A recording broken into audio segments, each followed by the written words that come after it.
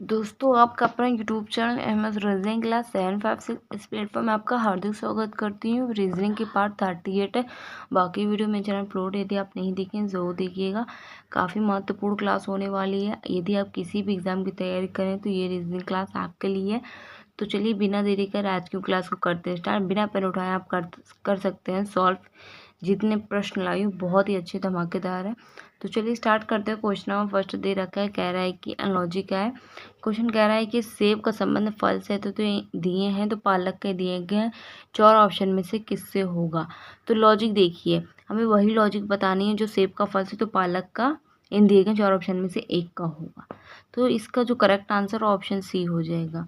अब लॉजिक क्या लगा ये देख लेते हैं। देखिए सेब क्या है, एक फल है, यानी उसका संबंध क्या है, फल से एकदम सीधा दिया गया है कि सेब क्या है, एक फल है, तो फल से संबंध दे रखा है। पालक क्या है, एक सब्जी, इसलिए ऑप्शन सी डेट इसका करेक्ट हो जाएगा।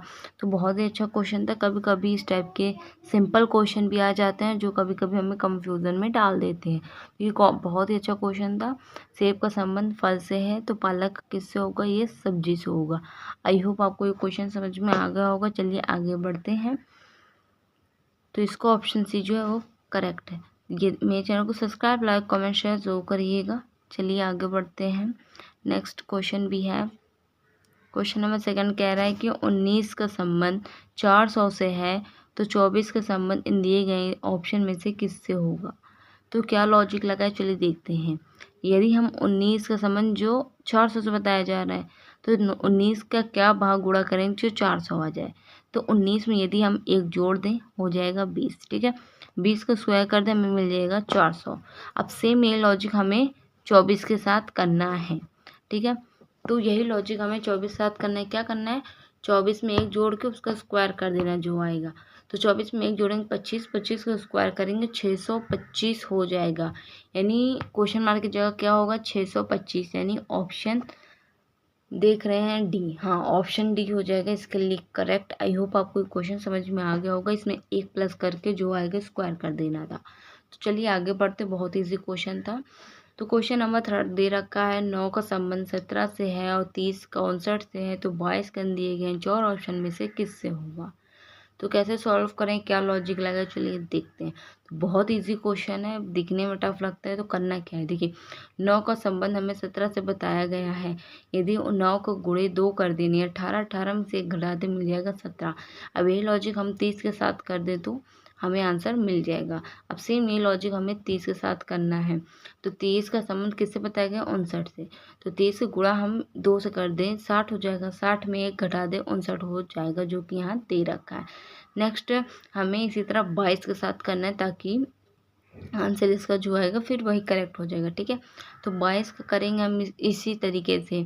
तो 22 का हम गुणा करेंगे 2 से, 2 44 हो जाएगा। 44 में से हम 1 घटा देंगे 43, ठीक है। कितना हो जाएगा 43, सॉरी यहाँ 1 होगा, ठीक है। तो 44 में से 1 घटाए कितना हुआ 43, यानी ऑप्शन देखना कौन सा सही होगा, सी। यानी ऑप्शन जो है इसका C that is a correct answer. I hope आपको समझ में आ गया होगा। बहुत ही अच्छा क्वेश्चन था। इसमें गुणा 2 से करके फिर जो आएगा उसमें माइनस कर देना था, आंसर आ जाएगा। Next question we have, question series का दे रखा है। बहुत ही अच्छा क्वेश्चन है, फोर्थ वाला। एक के बाद 4, 4 के बाद 13, 13 के बाद 14, 40 दे रखा। तो इस टाइप के क्वेश्चन कैसे हल करें, पहले गैपिंग चेक करिए। 1 और 4 के बीच में 3 गैपिंग है और 4 और 13 के बीच में 9 की गैपिंग है। यदि 3 का गुणा करके 1 जोड़ दे तो हमें आंसर मिल रहा है। देखिए 1 का गुणा हमने 3 से किया और 1 जोड़ेंगे 4 मिलेगा। 4 गुणा 4 3 12, 1 13 हो जाएगा। 13 गुणा 3 से करेंगे 13 3 39, 1 जोड़ देंगे 40। तो सेम ये लॉजिक हमें एक स्टेप बाय स्टेप करना है। यदि हम 40 का गुणा 3 में गुणा कर दें 120 हो जाएगा। 1 जोड़ देंगे 121, ठीक है। तो 121 हमारा ऑप्शन देख रहे हैं B, that is the correct answer हो जाएगा। अब 121 मिला तो हमें 121 का 3 से गुणा करके 1 जोड़ेंगे तो हमें 364 मिल जाएगा, यानी option B that is the correct answer. I hope आपको क्वेश्चन समझ में आ गया होगा।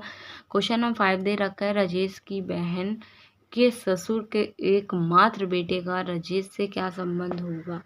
आखिर उनके ससुर के बेटे से क्या संबंध है, राजेश से हमको बताना है। तो वेरी वेरी सिंपल क्वेश्चन है। चलिए देखते हैं आखिर इसका क्या संबंध है। देखिए राजेश की बहन यानी राजेश, पहले हम लोग इसका डायग्राम बना लें ताकि आसानी से आपको समझ में आ जाए, ठीक है। तो हमें आसानी से करना है, समझ में कैसे आएगा। देखिए राजेश जो है, राजेश की बहन यानी उसी की पीढ़ी में आएगी, तो राजेश उसकी ये बहन है, ठीक है। अब उसके ससुर पूछा गया, यानी ससुर यानी उसके हस्बैंड है, यानी पति हैं, तभी तो ससुर होंगे। तो राजेश की बहन के ससुर, तो इस प्रकार से उसकी एक पीढ़ी ऊपर ससुर मैंने बना दिया। अब ससुर के बेटे कौन है, उसकी बहन के पति, तो उसका बेटा ये है, ठीक है। अब हमें ये बताना है कि राजेश और उसके ससुर के बेटे क्या संबंध है। तो राजेश की जो बहन, उसके पति कौन है, उसके जीजा लगेंगे, यानी उसके पति क्या है, राजेश की जीजा, और वो उसका साला, यानी ऑप्शन ए देख रहे हैं, डैट इज द करेक्ट हो जाएगा। राजेश का उसका जीजा का संबंध है।